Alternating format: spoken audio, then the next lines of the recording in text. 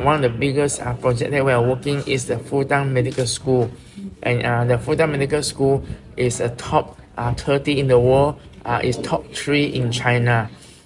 In fact, it's one of the 2 medical schools recognized by Malaysian Medical Council. And as we all know that in Sarawak, by Malaysian standard, right, which has 6,000 doctors, and at the moment in less than 4,000. Less than 4,000 doctors. We have the 4,000 doctors actually from West Malaysia. So there is no question that like UNIMAS only graduated 150 medical students a year. And if we said we are short of 2,000, right? That means more than 10 years old. That's on condition that UNIMAS only all the graduates from UNIMAS stay in Sarawak.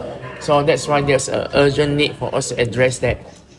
And then in the setting of the aging population, so the Fudan Medical School basically has a potential to help us a bit on the surprise the number of doctors, because biggest challenge from Malaysia is like Monash University Malaysia produce 150 doctors a year, but half of them, right, by the time graduation they go and work in Australia. And University of Newcastle in Johor Bahru produce 150 medical students a year, but 90% go and work in UK.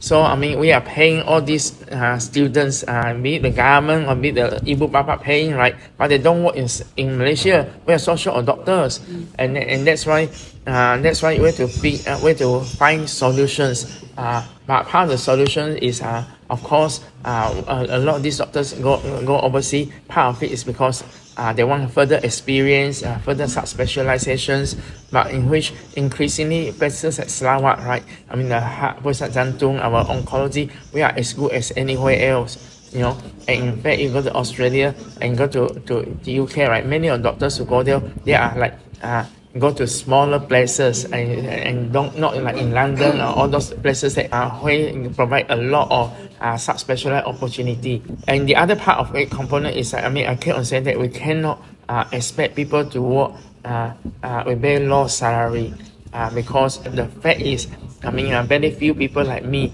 come back from Australia work for 3,130 ringgit as a specialist. And that's why you see very few specialists want to come back. If you pay them 30,000 a month instead of 3,000, maybe we have a better chance. But 30,000 is nothing compared in Australia, But that's why I keep on saying that for Sarawak, we ask the Ministry of Health, we ask Kementerian Kesihatan to let us take over delegate the power of the health to us so that we have autonomy, so at least we can employ our own doctors, because otherwise under Ministry of Health employ, they take for Sarawak, but when they got the job, they say we want to stay in Kuala Lumpur, don't want to come over, So we part of the reasons of healthcare is we have to pay people a bit better, otherwise, right, they are highly sought after, and then there's no reasons for us in Sarawak, right, that we cannot afford them anymore. And I just hope that Sarawakians, if they are overseas, after you learn enough, even though our pay is still no, they are very little compared with overseas, but home is Sarawak, so come back to do a bit national service, a bit of charity to help your own people, but it's more personally satisfying. If you cannot come back for full time, you come back for part time and so on, just to share and to teach.